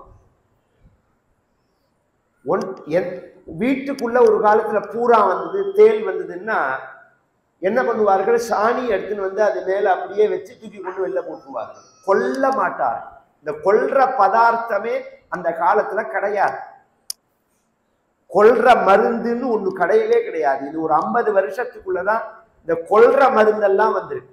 இப்ப சாணியை விட்டு வீட்டை மொழிகினோம்னா கிருமிகள் வந்து அப்புறப்படுமே தவிர வராது. இப்ப எறும்பு வருதுன்னு வச்சுக்கோங்களேன், அந்த இடத்துல ஒரு சூடத்தை போட்டோம்னா நொறுக்கி எறும்பெல்லாம் போயிடும். பாம்பு வந்ததுன்னா ஈஸியா சொல்றேன், கிராமத்து வாழ்க்கையை சொல்றேன், மண்ணெண்ணெய் இருக்கு பாருங்க, இந்த சூடத்தை போட்டு மண்ணெண்ணெயை தெளிச்சேன்னா அந்த இடத்துக்கே பாம்பு வராது. இந்த மண்ணெண்ணெய் ஸ்மெல்லே அதுக்கு பிடிக்காது. நாம என்ன பண்றோம்? எறும்பு வந்தா உடனே எறும்பு பொடியை மேல போடும். எறும்பு பொடியை போட்டோம்னா ஒரு மணி நேரம் கழிச்சு பார்த்தா அப்படியே 10,000 எறும்பு செத்து கிடக்கு. எவ்வளோ பெரிய பாவம், எவ்வளோ பெரிய பாவம்! கொல்றதுக்கு யார் அனுமதி கொடுத்து? எல்லாம் பெரிய பாவம். இதெல்லாம் வெளிநாட்டுக்காரன் நமக்கு பழக்கி கொடுத்த வாழ்க்கை. அந்த தப்பெல்லாம் பண்ணவே கூடாது. குழந்தைகளுக்கு நாம் அதை இப்பயிலேருந்தே சொல்லி கொடுக்கணும். எல்லாம் நம்மளோட சேர்ந்து இருக்கணும். குருவிகள் வரும், தேன் பூச்சிகள் வரும். வீட்டுல வந்து குளவி கூடு கட்டினதுன்னா அந்த காலத்துல என்ன தெரியுமா சொல்லுவார்கள்? குழந்தை பிறக்க போட்டுப்பார். தெரியுமா யாருக்காவது? நம்ம குடும்பத்துல கர்ப்பம் ஏற்படும்னா தான் குளவி வந்து கூடு கட்டும், குருவி வந்து கூடு கட்டும். நாம ஒண்ணும் பண்ண மாட்டோம் அப்படிங்கிற தைரியம் நான் அதை அனுபவிச்சதுனால சொல்றேன். கிராமத்துல எனக்கு தெரியும், குழந்தைகளுக்கு தான் தெரியாது. மெட்ராஸ்ல இருக்கிறதே அங்கெல்லாம் ஒண்ணுமே கிடையாது, எல்லாத்தையுமே விரட்டி அடிக்கிற ஊராட்சி மெட்ராஸ். அங்கேருந்து ஸ்ரீரங்கம் வந்த உடனே நாங்க வீட்டு வேலை முடிக்கல, 10 குருவி கூடு கட்டி வச்சிருந்தது அந்த ஜன்னல்ல. எல்லாருக்கும் அவ்வளோ சந்தோஷம், அவ்வளோ சந்தோஷம். எல்லாத்துக்கும் அந்த தானியங்களை வச்சு ஜலத்தை வச்சு. இதுல என்னன்னா கிச்சன்ல வந்து கிச்சன் ஜன்னல்ல வந்து கூடு கட்டியிருக்கு. அங்க புழங்குற இடம், திருப்பி திருப்பி போயிட்டு வர இடம். 2 தடவை நம்ம போயிட்டு வந்து நாம ஒன்றும் பண்ண மாட்டோம்னு தெரிஞ்ச உடனே அது தைரியமா இருக்கும். அது பாட்டுக்கு வந்து உட்கார்ந்து நம்மளை பார்க்கும். அந்த வாழ்க்கை வாழ்ந்து பாருவோ, அப்பதான் உங்களுக்கு தெரியும். நான் ஒன்றும் செய்ய மாட்டேன், அபயம் மத்த ஸ்வாஹா, சந்நியாசம்னு சொல்றமோ துறவரம்னு. அதுக்குள்ள மந்திரம் என்ன தெரியுமா? அந்த மந்திரம் என்ன சொல்லி முடியும் தெரியுமா? இனி இந்த உலகத்துல எந்த உயிரினத்துக்கும் என்கிட்டேந்து பயம் கிடையாது, அபயம் மத்த ஸ்வாஹா அப்படின்னு சொல்லி முடியும். என்னால எந்த என்கிட்டேந்து எந்த உயிரினத்துக்கும் பயம் கிடையாது, எந்த உயிரினத்தையும் கொல்லக்கூடாது. இது நம்ம சாஸ்திரங்கள் சொல்றது. எது உயர்ந்த தர்மம் அப்படின்னு சொன்னால் அஹிம்சா பரமோ தர்மஹா, பிறரை ஹிம்சை பண்ணாம இருக்கிற வாழ்க்கை தான் உயர்ந்த தர்மம் அப்படிங்கிறது. இதை குழந்தைகளுக்கு சொல்லி கொடுக்கணும். இப்ப இவர் கேட்கிறார் மாண்டவியர், எனக்கு அறியாத வயசுல நான் அதை பண்ணினேன், இதை சொல்ல வேண்டியது எங்க அப்பா அம்மா தான். அப்ப நான் ஒரு தவறுதல் பண்ணினா அந்த கணக்கை என் கணக்குல எழுதணுமா எங்க அப்பா அம்மா கணக்குல எழுதணுமா? இப்ப மைனர் குழந்தையோட அக்கௌண்ட யார் ரன் பண்றது? பணம் போடுறதை மட்டும் அப்படிலாம் வச்சுக்கிறோமா? மைனர் அக்கௌண்ட்னா அப்பா அம்மா தானே கழித்து போடுறோம், குழந்தைகளா கழித்து போடுறது. அது மாதிரி குழந்தைகள் பண்ற பாவம் அப்பா அம்மாவை தான் சாரும். இந்த இடத்துல ஒரு விஷயம், இந்த மைனருங்கிறது எத்தனை வயசுங்கிறதெல்லாம் நீங்க சட்ட ரீதியா சொல்லுங்க. நம்ம சாஸ்திரங்கள் எவ்வளோ பெரிய உயர்ந்த விஷயங்களை அனாயாசமா சொல்லிட்டு போறதுன்னு சொல்றேன். இங்க சொல்றார் மாண்டவியர், ஒரு குழந்தை 14 வயசு பரியந்தம் பண்ற குற்றங்கள் பாவங்கள் அந்த குழந்தையினுடைய கணக்குல சேராதுன்னார். சதுர்தசதா வருஷாதி ந பவிஷ்யதி பாதகி ஏதேன த்வபரானேவ சாபாத்தஸ்ய மகாத்மனஹ. சதுர்தசதா வருஷாத்தின்னார், 14 வயசுங்கிறார். இங்க கவனிச்சு கேட்கணும். 10 வயசுன்னு சொல்லலாம், 12 வயசுன்னு சொல்லலாம், 16 வயசுன்னு சொல்லலாம், 18 வயசுன்னு சொல்லலாம், 14ன்னு ஏன் சொல்லுவானே? குழந்தைகள்லாம் கவனிச்சு கேளுங்க. நம்ம உடம்போட தொகுப்பு செல்லுனால தானே, செல்லு தானே மல்டிப்ளை ஆகுது நம்ம உடம்புல. குழந்தை பிறந்த உடனே நம்ம உடம்புல யாரோட செல் இருக்கு? நம்ம அப்பாவோட செல் இருக்கு, அம்மாவோட செல் இருக்கு. இது மல்டிப்ளை ஆகும்போது ஃபர்ஸ்ட் 6 இயர் 6 வருஷம், அப்புறம் 6 வருஷம், முதல்ல 6 வருஷம் அப்பாவோட செல்லு பிரியற மாதிரி பிரியும், இல்ல அம்மாவோட செல் ஏதாவது ஒருத்தரோட. அப்புறம் 6 வருஷம் இன்னொருத்தரோடது பிரியற மாதிரி இருக்கும் இந்த சிஸ்டம். அதனால 12 வயசு பரியந்தும் ஒரு குழந்தைய பார்த்தோம்னா ஜாடையில வித்தியாசம் வரும். இவன் அப்பா மாதிரி இருக்கானா, அத்தை மாதிரி இருக்கானா, தாத்தா மாதிரி இருக்காளா, பாட்டி மாதிரி இருக்காளா, அம்மா மாதிரி இருக்காளான்னு சொல்லவே முடியாது. புறக்கட்டே ஒரு ஜாடையா இருக்கும், 1 வயசுல பார்த்தா ஒரு ஜாடையா இருக்கும், 3 வயசுல பார்த்தா ஒரு ஜாடையா இருக்கும். 12லேருந்து 14 வருஷம், அந்த 2 வருஷம் தான் நம்மளோட தனித்துவமான செல்லு வரது. 14 வருஷத்துக்கு அப்புறம்தான் இவன் தனியா ஆகிறான். இவனோட அடையாளங்கிறது அப்பதான் வரது, அப்பதான் இவன் தனித்துவமா ஆகிறான். அது பரியந்தம் அப்பா அம்மாவை சார்ந்துதான் இருக்கானவன். அந்த 14 வயசுல பார்த்தாதான் அவன் முகத்தை பார்த்தா இவன் மாதிரி இன்னார் மாதிரி அப்படிங்கிறத சொல்ல முடியும். தனியா அடையாளம் தெரியும், ஒரு வித்தியாசம் தெரியும். அப்பான்னாலும் அம்மானாலும் அப்படியே அச்சு எடுத்த மாதிரி பிள்ளையார் பிள்ளையார் மாதிரியா இருக்கும், எங்க பார்த்தாலும் ஒரே பிள்ளையாரா இருக்கும், அது மாதிரியா இருக்கும். அப்படி இருக்காது, இவர் வித்தியாசம் தெரியும். இந்த 14 வருஷங்கிறத சாஸ்திரம் இன்னைக்கு சயின்ஸ் சொல்றது 14 வயசுலதான் செல்லு பிரிஞ்சு கரெக்டா வருது அப்படின்னு. அன்னைக்கே மகரிஷிகள் சொல்லிட்டு போயிருக்கார்கள், சதுர்தசதா வருஷாத் ந பவிஷ்யதி பாதகி. நீ இந்த சிஸ்டத்தை மனசுல வாங்கிக்காம எனக்கு நீ தண்டனை கொடுத்ததுனால நீ மனிதனாக பிறக்க கடவுதுன்னு சாபம் கொடுத்துட்டார் மாண்டவியர். அந்த தர்மராஜன் தான் விதுரரா பிறக்கிறார்.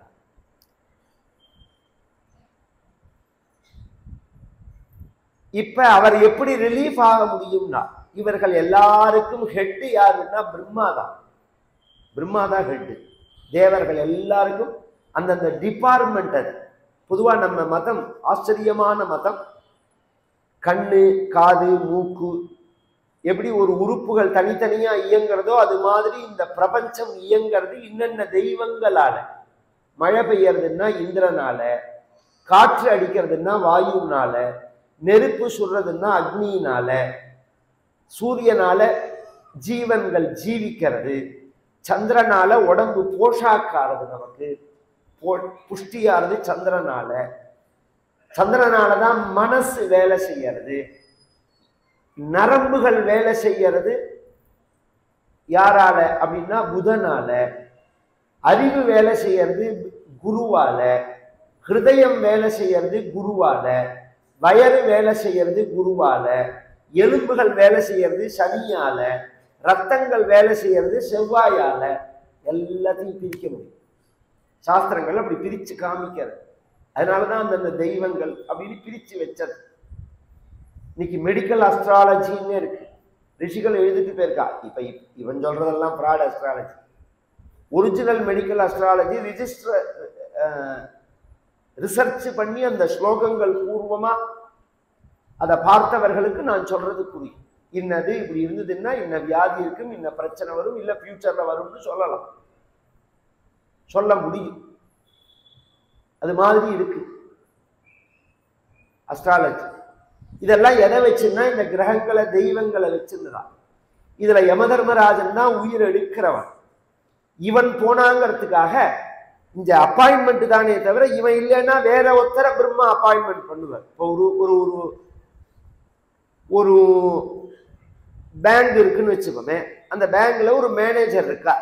அந்த மேனேஜர் லீவ்ல போறா. அப்ப உடனே பேங்க் எழுதி மூடிடுவாருல.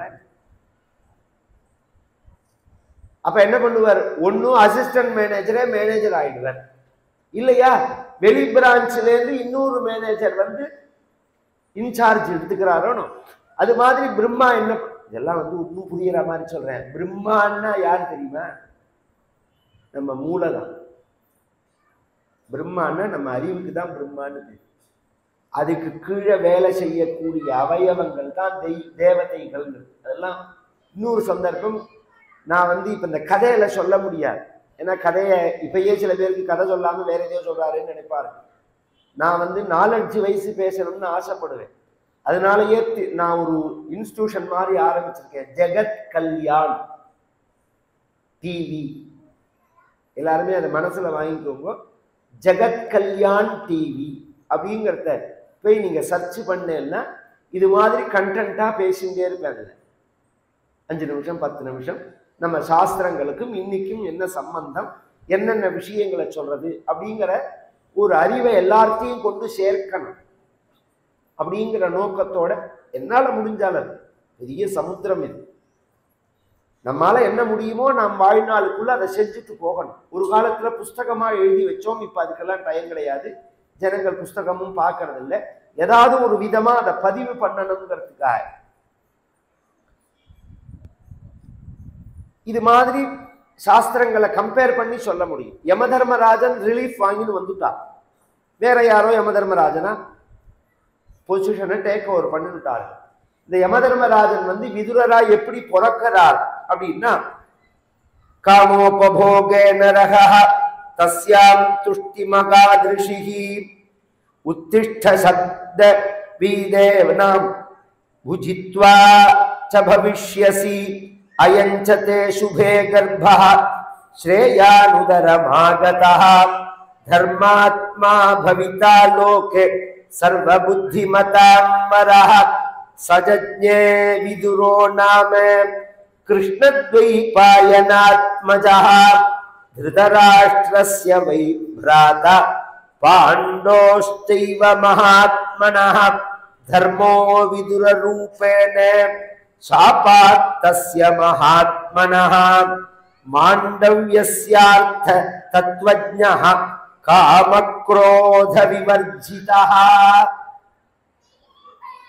விசித்திரவீரியன் அப்படின்னு சொல்லக்கூடிய மகாராஜாவுக்கு 3 மனைவிகள் இருந்தார்கள். அந்த விசித்திரவீரியன் சின்ன வயசுலயே இறந்து போயிட்டான். அவன் வந்து பீஷ்மரோட தம்பி. அந்த விசித்திரவீரியன்கிறவன் சித்ரண்ணையோட மகன்.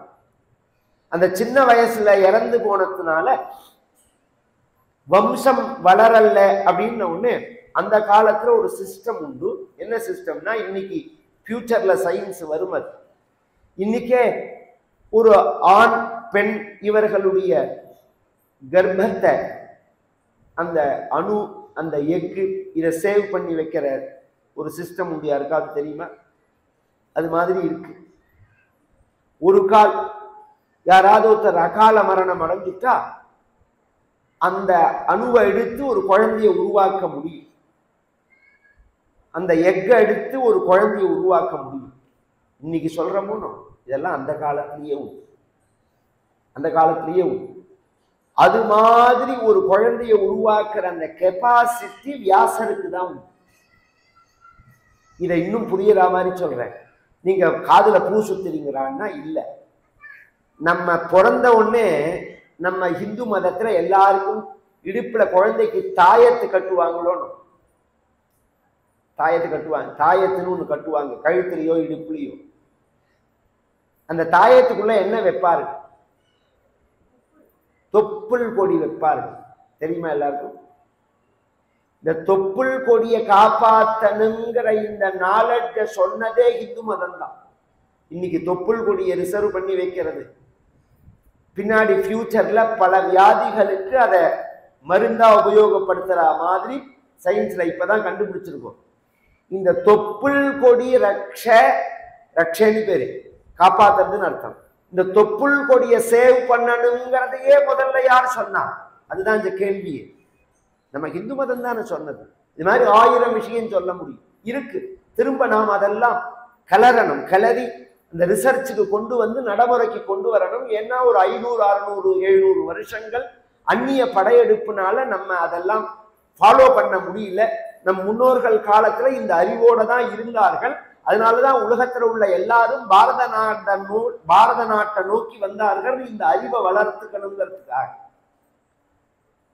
இந்த பாரத நாடு தான் உலகத்துக்கே வழிகாட்டியான நாடு. அஸ்மின் தேசே பிரசூதஸ்ய சகாசாத்து அக்ரஜன்மனா அப்படிங்கிறார் மனு.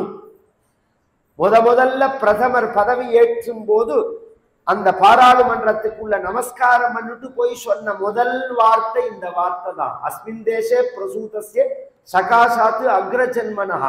உலகத்துக்கு இந்த பாரத நாடு வழிகாட்டுமே தவிர மற்ற உலகத்தை இந்த நாடு ஃபாலோ பண்ணாதுன்னு. மற்ற நாடுகளுக்கு நாம் வழிகாட்டுவோம். அந்த அளவுக்கு அறிவு வளம் நம்ம கிட்ட இருக்கு. நாம அதை புரிஞ்சுக்கிறது இல்லை. டெக்னாலஜி இன்னும் இஸ்ரேல் புரிஞ்சுட்டு இருக்கான். நம்மள இஸ்ரேல் புரிஞ்சுட்டு இருக்கான். நம்ம கிட்ட எவ்வளவு டெக்னாலஜிக்கு உள்ள கண்டென்ட் இருக்குன்னு அவர்களுக்கு தெரியும். ஜெர்மனுக்கு தெரியும். இந்த ஊர்ல உள்ள கூமுட்டைகளுக்கு தெரியாது. என்னமோ அவன் நாஸ்திகவாதம்ங்கிற பேச்சுல எதையோ உளறின்னு இருக்கான். இது அத்தனையும் அறிவு, ரிசர்ச்சுக்கு உள்ள விஷயங்கள். ஒரு சின்ன உதாரணம் சொல்றேன்னா, இன்னி பரியந்தம் அந்த தொப்புள் கொடி எடுத்து அந்த ரட்சையில வைக்கிறதுன்னு வச்சிருக்க போனோம். இதுக்கு யாராவது ஒரு காரணம் சொல்லுவோம். இப்ப இந்த சயின்ஸ் வந்த அப்புறம் தானே அது தெரியறது நமக்கு. அதுக்கு முன்னாடி தெரியாமையா வச்சோம். அதுதான் இந்த கேள்வி. இந்த சயின்ஸ் வந்த அப்புறம் தானே அப்படிங்கிறான். அப்ப ஏன் வச்சோம் முன்னாடி? நாம ஒரு காலத்துல அதை தெரிஞ்சிருந்தோம். நடுப்புல நம்மளுடைய வாழ்க்கையில சிதைவு வந்து அந்நியர்கள் வந்து படையெடுக்கிறதே நமக்குள்ள ஏகப்பட்ட வாழ்வியல் மாற்றங்கள் இருந்து, அதனால இதெல்லாம் நாம பிரச்சாரம் பண்ண முடியல, ஃபாலோ பண்ண முடியல. அதனால இந்த கண்டென்ட்டை மட்டும் காப்பாத்தினோம். அதுவும் முக்கியமா இந்த கண்டென்ட்டை காப்பாத்தினத்துல பிரதான பங்கு பிராமணர்களுக்கு தான். இன்னி வரையில் நாங்க அந்த வேதத்தை காப்பாத்தின்னு வரோம். இன்னும் புரியற மாதிரி சொல்றேனேனா, இன்னும் புரியற மாதிரி சொல்றேன். தமிழ்னு சொல்றோமோன்னு நாம. இதுதான் ஒரிஜினல் தமிழ் எழுத்து. இதை யாராவது தமிழ் வளர்ப்போம்னு சொல்றவோ ஒருத்தர் படிச்சு சொல்லட்டும். தமிழ் அறிஞர்கள் ஒருத்தர் படிச்சு சொல்லட்டும். 1 கோடி ரூபாய் பணம் தரேன். இதை இன்னைக்கு நாங்க படிச்சு எழுதின்னு இருக்கோம். எங்களோட வாழ்க்கையில் இந்த கல்வெட்டுல எல்லாம் உள்ள எழுத்து ஒரு 2000 பேர் இருக்கும் இன்னைக்கு. ஏன்னா எங்களோட புஸ்தகம் முழுக்க இந்த எழுத்துல தான் இருக்கு. இதுக்கு கிரந்த லிபி அல்லது பிராமின்னு பேர். ஏன் அப்படின்னா இந்த எழுத்து அழியக்கூடாதுங்கிறதுக்காக, இது அழிஞ்சு போயிடக்கூடாதுன்னு இன்னி வரையும் காப்பாற்றின்னு வரும். ஒரு காலத்துல தேவைப்படும் அப்படிங்கிறதுக்காக. இது மாதிரி 1000 கண்டென்ட்டுகள் காப்பாற்றப்பட்டது. அதனாலதான் பிராமணர்களையும் அவர்கள் சார்ந்த அந்த அறிவையும் அழிச்சுட்டா, அப்புறம் எப்படி விவசாயத்துல விதை எடுத்து வைக்கிற அந்த வாழ்க்கை முறையை அழிச்ச உடனே இப்ப பிச்சை எடுக்கிற மாதிரி ஆயிடுச்சு பத்தில. ஒரு காலத்துல விவசாயம் முடிஞ்ச உடனே முதல்ல விதையை தான் எடுத்து விற்பார். இந்த கரிகா தோட்டம் போடுறத இன்னைக்குமே முதல் காயை பெரிக்க மாட்டார்கள். யாருக்காவது தெரியுமா? அது கத்திரிக்காய் காய்ச்சதுன்னா முதல் காயை பெரிக்க மாட்டார்கள், அது அப்படியே செடியில விட்டுருவார்கள். ஏன்னா அதுதான் விதை. விதையை எடுத்து வைக்கலன்னா அவன் நாசமா போயிடுவான், விவசாயமே நடக்காது. கோபோஷி பீஜ சங்கிரகி அப்படிங்கிறார் வியாசர். விவசாயத்துல முக்கியம் விதைய காப்பாத்துறது தான் அப்படிங்கிறார். அது மாதிரி நமக்கு இந்த கண்டென்ட் எல்லாம் விதை மாதிரி அதை காப்பாத்தின்னு வந்துட்டு இருக்கிற ஒரு சமூகத்தை பார்த்து நாம துவேஷப்பட்டோம்னா அது பெரிய நம்மளோட முட்டாள்தனம் இல்லையோ? அது இந்த ஜாதிங்கிறது பிறப்புனால கிடையாதுன்னு திரும்ப திரும்ப சொல்றேன். உயர்வு தாழ்வுகள்லாம் கிடையவே கிடையாது. யாரோ ஒருத்தன் 2 பேரும் அடைஞ்சான்னா அவன் அந்த தனி மனிதனை வேணா தாக்கலாமே தவிர அந்த அமைப்பு மேல கோபம் வருது முட்டாள்தனம். அதுக்காக சொல்லவர். இந்த வியாசர் அந்த குழந்தைகளை அப்படிதான் உண்டாக்குறார். திருதராஷ்டிரன், பாண்டு, விதுரன் அப்படின்னு 3 பேர் இந்த விசித்திர வீரியனுடைய குழந்தைகளாக. இதுல விதுரர் அப்படிங்கிறவர், திருதராஷ்டிரன், பாண்டு அப்படிங்கிறவர்கள் சத்திரிய வம்சத்தை சார்ந்தவர்கள். விதுரர் அப்படிங்கிறவர் அவர் ஒரு மனைவி விசித்திர வீரியனுக்கு, அவள் சூத்திர வம்சத்தை சார்ந்தவர். இந்த பொதுவாகவே சில சப்தங்களை தப்புங்கிற மாதிரி கொண்டு வந்துட்டார்கள், கொச்சப்படுத்திட்டார்கள். தாசி அப்படின்னா கொச்சப்படுத்துற வார்த்தை இல்லை, வேசின்னா தான் கொச்சப்படுத்துற வார்த்தை. வேசின்னா தான் பிராஸ்டியூட். தாசின்னா பெண்கள், தாசன் அப்படின்னா ஆண்கள். இன்னைக்கு நாம சொல்றோமோ ராமதாசன், காளிதாசன், ராமானுஜதாசன், அந்த வார்த்தையெல்லாம் சொல்றோமோ தாசன். அது மாதிரி பெண்ணை சொல்றது தாசிங்கிற. தாசி அப்படின்னு சொன்னா கொச்சையான வார்த்தை கிடையாது, அதை கொச்சையா கொண்டு வந்துட்டாரு. வேசின்னா தான் கொச்சையான வார்த்தை. இந்த பெண்ணிட்ட பிறந்தவர் தான் விதுரர். ஆனா ஞானி. தர்மோ விதுர ரூபேன சாபாத்தஸ்ய மகாத்மனஹ.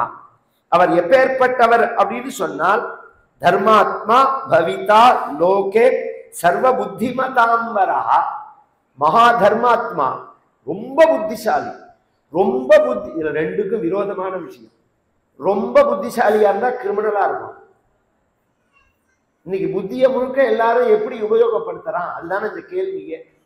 சட்டமோ ஆடிட்டிங்கோ வைத்தியமோ எந்த டிவிஷன்ல எடுத்திருந்தாலும் ரொம்ப புத்திசாலியா இருந்து நேர்மையா இருக்கிறவர்கள் ரொம்ப குறைச்சல். அதனாலதான் வேதம் பிரார்த்திக்கிறது மதிஷ்டமே சுமதிஷ்டமே அப்படின்னது. நான் புத்திசாலித்தனம் வேணும்னு கேட்டுட்டு நல்ல புத்திசாலித்தனம் வேணும்னு. ஏன்னா புத்திசாலித்தனமே கிரிமினலா படுத்துன்னா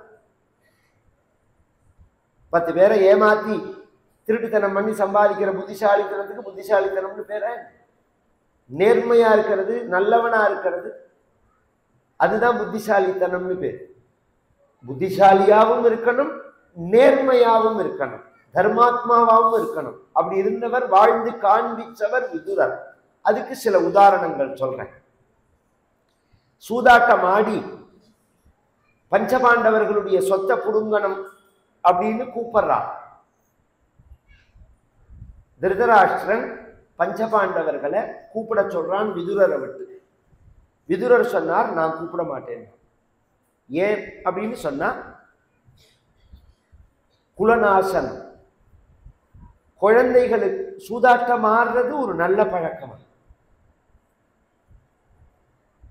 பொதுவா உறவினர்களுக்குள்ள சண்டை வரக்கூடாது, பொதுவா சண்டையே வரக்கூடாது. நல்லோர்களுக்கும் தீயோர்களுக்கும் என்ன அடையாளம்? இவன் நல்லவன் இவன் கெட்டவன் எப்படி தெரிஞ்சுக்கிறது அப்படின்னா, நல்லோர்கள் ஒற்றுமைப்படுத்துவார்கள், தீயோர்கள் வேற்றுமைப்படுத்துவார்கள். நல்லவனா இருந்தா சேர்த்து வைப்பான்.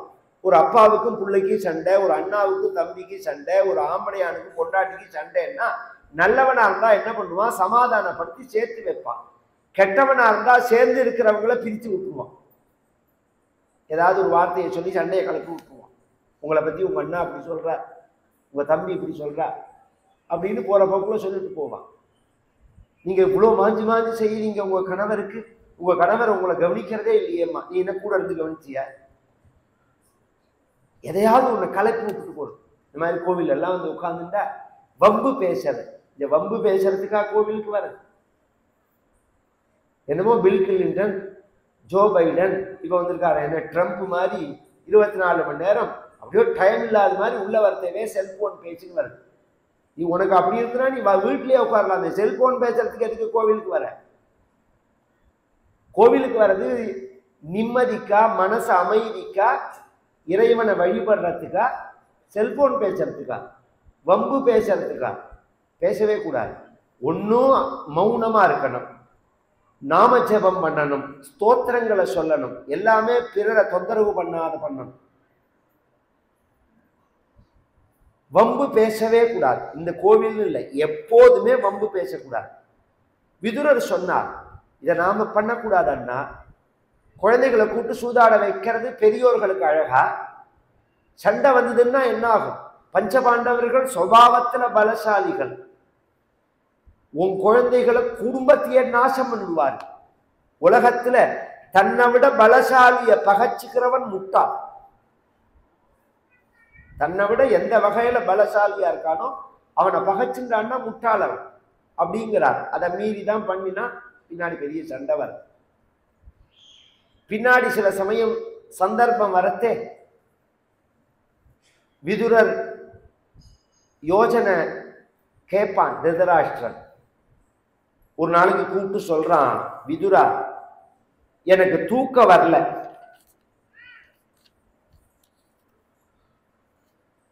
ராத்திரி 10 மணிக்கு விதுரரை கூப்பிடுறான், எனக்கு தூக்கம் வரல, பின்னாடி சண்டையெல்லாம் வரப்போகுதுன்னு ஒண்ணு. அதுக்கு விதுரர் கேட்டார், ஏன் தூக்கம் வரலன்னு கேட்டார். தெரியலன்னா. அண்ணா 4 பேருக்கு தூக்கம் வராது. விதுரர் சொல்றார், இதுக்கு விதுர நீதின்னு பேர். ஆரம்பம், அபியுக்தம் பலவதா துர்பலம் ஹீன சாதனம் ஹிருதஸ்வம் காமினம் சோரம் அவிசந்தி பிரஜாகராஹா. 4 பேருக்கு தூக்கம் வராது. தன்னை விட பலத்தினாலையும் பணத்தினாலையும் அறிவினாலையும் பதவியினாலையும் உயர்ந்தவனை யார் பகைச்சுக்கிறானோ அவனுக்கு தூக்கம் வராது. பகையை சம்பாதிச்சுனான்னா அப்புறம் பயம் வந்துடும். எப்ப என்ன பண்ணுவானோன்னு அது இருந்தே இருக்கு. சொத்தை பறி கொடுத்தவனுக்கு தூக்கம் வராது.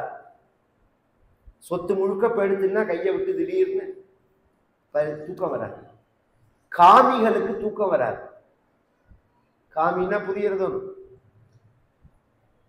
தன் மனைவியை தவிர பிற பெண்கள் ஆசைப்படுறவர்களுக்கு காமின்னு பேர். அவனுக்கு தூக்கம் வராது. சோரன், திருடனுக்கு தூக்கம் வராது. இன்னும் சொல்ல போனா திருடன் வந்து எல்லாரும் தூங்கணும்னு வேண்டுவான். அப்பதானே அவன் திருட முடியும். எல்லாரும் தூங்கினாதானே நாம போய் திருட முடியும். திருடனுக்கு தூக்கம் வராது, காமிக்கு தூக்கம் வராது, சொத்தை பறிகொடுத்தவனுக்கு தூக்கம் வராது, தன்னை விட பலசாலிய பகச்சின்றவனுக்கு தூக்கம் வராது. அண்ணா இந்த 4 பேர்ல நீ யாருன்னு கேட்டான் விதுரர். 4 உண்டு திருதராஷ்டிரன். அதுக்காக சொல்றேன், நீ நல்ல வார்த்தைகள் சொல்ல, எனக்கு உபதேசம் பண்ண, நான் உபதேசம் பண்ணா நீ எடுத்துப்பியான்னு கேட்டான். எடுத்துப்பேன்னு சொன்ன உடனே தான் விதுரர் உபதேசம் பண்றார். அதுக்கு விதுர நீதின்னு பேரு. இன்னொரு சந்தர்ப்பத்தில் அதை விரிவாக சொல்றேன். இந்த மகாபாரதத்துல கௌரவர்களுக்கும் பாண்டவர்களுக்கும் சண்டைன்னு தீர்மானமான உடனே அதை சமாதானப்படுத்தி வைக்கிறதுக்காக கிருஷ்ண பரமாத்மா வரார். கிருஷ்ண பரமாத்மா வரத்தே கிருஷ்ணன் தூதுன்னு பேர். அது கிருஷ்ணர் வரார். ஹஸ்தினாபுர பட்டணத்துல கிருஷ்ணர் வந்த உடனே இவர் வரத்துக்கு முன்னாடி விதுரர் சொல்றார் துரியோதனனை பார்த்து, நாளைக்கு கிருஷ்ணர் வராதே தூதுக்காக, நீ மனசுல வாங்கிண்டியா துரியோதனான்னு கேட்டார். நல்லா வாங்கிட்டு இருக்கேன், எல்லா ஏற்பாடும் பண்ணியிருக்கேன். நான் என்ன பண்ணியிருக்கேன்? ஊர் முழுக்க தோரணம் கட்டியிருக்கேன், வாழை மரம் கட்டியிருக்கேன், ரோடெல்லாம் குத்தி நோண்டி கொடிக்கம்பம் நட்டு இருக்கேன், நாசம் பண்ணி வரவேற்கிறதுக்காக கொடிக்கம்பம் நட்டிருக்கேன். என்ன எப்படி ஜனங்களை ஹிம்சை பண்ண முடியுமோ அந்த அளவுக்கு பண்ணி வச்சிருக்கேன். ரோடு முழுக்க தோரணங்கள்லாம் கட்டி, வாழை மரங்கள்லாம் கட்டி, ஒளிபெருக்கிகள்லாம் வச்சு, பேனர்லாம் வச்சு, இந்த தரித்திர பூஜையை பார்க்குற இடத்துல எல்லாம் பார்க்குற மாதிரி பேனர்லாம் வச்சு எல்லாம் பண்ணியிருக்கேன். அதுக்கு அவர் சொன்னார், அதெல்லாம் வரவேற்பு கிடையாதுன்னா. பின்ன நாளைக்கு நடுநிலையா மத்தியஸ்தம் பேச வரார் கிருஷ்ண பரமாத்மா. இங்க வந்து அவர் எந்த தர்மத்தை சொல்றாரோ அந்த தர்மத்தின்படி நடப்பேன்னு நீ சொன்னாதான் அவருக்கு கொடுக்கிற மரியாதையே தவிர இதெல்லாம் ஏமாத்துற வேலை. ஏன்னா பார்ட்டியை வச்சு ஏமாத்துறது உண்டு, பார்ட்டியால ஏமாந்து போறது உண்டு. பார்ட்டி வச்சு ஏமாத்துற வேலையும் உண்டு, பார்ட்டியில ஏமாந்து போறவர்களும் உண்டு. ஹனி டிராப்னு இன்னைக்கு சொல்றோம். அதுல எல்லாம் கிருஷ்ணர் மாட்டிக்க மாட்டார். அதெல்லாம் அவனுக்கு புரியாது. கிருஷ்ணர் வந்தார், தேர்லேருந்து இறங்கின உடனே ஒரு பக்கம் துரியோதனன் வந்து பீஷ்மர் போய் கையை பிடிச்சிருந்தார், ஒரு பக்கம் துரோணர் போய் கையை பிடிச்சிருந்தார் கிருஷ்ணரை வரவேற்கிறதுக்கு. கிருஷ்ணர் நடந்து வரதே எல்லாருமே என் வீட்டுக்கு வரணும் என் வீட்டுக்கு வரணும்னு கூப்பிட்டார்கள். கிருஷ்ணர் யார் வீட்டுக்குமே போகல. துரியோதனனும் கூப்பிட்டான். துரியோதனன் ஒரு விதத்துல பகவானுக்கு உறவு. எந்த உறவுன்னா, துரியோதனனுக்கு ஒரு பெண்ணு லக்ஷ்மணான்னு பேர், கிருஷ்ணனுக்கு ஒரு மகன் சாம்பன்னு பேர். துரியோதனோட பெண்ணுக்கு லக்ஷ்மணான்னு பேர், கிருஷ்ணனோட மகன் சாம்பன்னு பேரு. இந்த சாம்பனுக்கு இந்த லக்ஷ்மணன் அவன் கல்யாணம் பண்ணி கொடுத்துருக்காள், சம்பந்தி பொண்ணு கொடுத்துருக்கான்.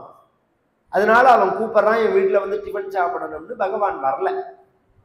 கடைசியில எங்க போனார்னா விதுரர் வீட்டுக்கு போறார். விதுரர் எப்படி இருக்காருன்னா ஒரு சாதாரண ஏழ்மை நிலையில இருக்கார். அவர் ஆடம்பர வாழ்க்கையை விரும்பல, ஒரு குடிசையில இருக்கார். அந்த விதுரர் வீட்டுக்குள்ள போயிட்டார். மற்றவர்கள்லாம் என் வீட்டுக்கு வரணும் என் வீட்டுக்கு வரணும்னு கூப்பிட்டார்கள். விதுரர் வீட்டு வாசல்ல வந்து நின்றுட்டு பகவான் இது யார் வீடுன்னு கேட்டார். யாருமே பதில் சொல்லல. விதுரர் அங்கேருந்து வாசல்ல எதிர்த்தாப்புல நின்னவர் ஓடி வந்து பகவான் காலில் விழுந்து வணங்கி என் கண்ணனோட வீடுன்னு. இது யார் வீடு அப்படின்னு கேட்டால் என் கண்ணன் வீடு, கிருஷ்ணனோட வீடு அப்படின்னு உடனே பகவான் உள்ள ஓடி போயிட்டான். பௌரவேந்திர கிரகம் கித்வா பிரவிவேச ஆத்மசாத்கிருத்தம். உள்ள போனா ஒரே குடிசை, மண் தர, கதவை சாத்துன்னா. விதுரருக்கும் அவர் மனைவிக்கும் நினைச்சே பார்க்க முடியல. இப்படி பகவான் வருவான்னு அவர்கள் எதிர்பார்க்கவே இல்லை. உள்ளினான் உள்ள முருகினான் துள்ளினான் விழும் துள்ளினான் தான் வில்லி பாரதத்துல வில்லிபுத்தூரார் சொல்லும் போது பசிக்கிறதுங்கிறான் பகவான். ரொம்ப பசிக்கிறது, ஏதாவது கூடு அப்படின்னா. அங்க பாதாம் அல்வா பண்ணி வச்சிருக்கேன்னு துரியோதனன் சொன்னா, உன் வீட்டுல நான் வரம்பு சாப்பிட மாட்டேன், இதெல்லாம் நீ என்னை கவுக்கிறதுக்காக பண்றதுன்னு சொல்லிட்டு வந்துட்டார் பகவான். இங்க வந்து பகவானே சொல்றான் எனக்கு பசிக்கிறது. விதுரர் வீட்டுல என்ன இருக்குன்னா கஞ்சி தான் இருக்கு. இந்த கஞ்சியை கொண்டு கொடுத்தார். அதுவும் உப்பு போட்ட கஞ்சி தான். பகவான் சொன்னார், ஏன் லேட் பண்ணி கொடுக்குற, அதை சூடு பண்ணணும் அதுக்காக அப்படின்னு. உடனே பகவான் கஞ்சியை வாங்கி குடிச்சுட்டார். குடிச்சுட்டு தன் பொன் ஆடை, இன்னைக்கு பொன்னாடைன்னு சொல்றோமோனோ, அப்படின்னா என்ன அர்த்தம்னா கோல்டுல பண்ணினதா இருக்கணும். அதுக்குதான் பொன்னாடைன்னு பேர். பகவான் அதுக்கு பீதாம்பரம்னு பேர். அதை தட்டிட்டு படுத்துக்கிறான். படுத்துன்னு இப்படி ஒய்யாரமா அப்படி கையை வச்சுன்னு விதுரரை பார்த்த உடனே விதுரர் அப்படி கண்ணிலேருந்து கண்ணீர் விட்டார். ஏன் அழற விதுரா அப்படின்னு கேட்டார். அதுக்கு அவர் சொன்னார், நீ என்ன நினைச்சுன்னு இந்த வீட்டுக்குள்ள வந்தேன்னு கேட்டார். முன்னமே துயின்றருளிய முதுபயோததியோ பன்னகாதிவப்பாயலோ பச்சை ஆலிலையோ சொன்ன நாள் வகை சுருதியோ கருதி நீ எய்ததற்கு என்னமாத்தவம் செய்தது இச்சிறு குடில் என்றார். முன்னமே துயின்றருளிய முதுபயோததியோ. பார்க்கடல்னு நினைச்சு வந்தையா, ஆதிசேஷன் நினைச்சு வந்தையா, ஆலையலைன்னு நினைச்சு வந்தையா, ஒரு சாதாரண நிழலுக்காக நாம் போட்டு வச்சிருக்க கூடியதான இந்த குடிசையை வைகுண்டமா பண்ணிட்டீங்க கிருஷ்ணா. நீ எதுக்காக வந்த? நீ வந்ததே எனக்கு பிடிக்கல. ஏன்? நான் தூது பண்றதுக்காக வந்தேன், சமாதானப்படுத்துறதுக்காக வந்தேன், கௌரவர்களுக்கும் பாண்டவர்களுக்கும் சமாதானப்படுத்துறதுக்காக வந்தேன். நீ வந்ததே எனக்கு பிடிக்கல அப்படின்னார் விதுரர். ஏன்? நீ சொல்றத துரியோதனன் கேட்க மாட்டான், அவனை பத்தி எனக்கு தெரியும், அவன் திமிரு ஜாஸ்தி, பெரியோர்கள் சொல்ல மதிக்க மாட்டான்.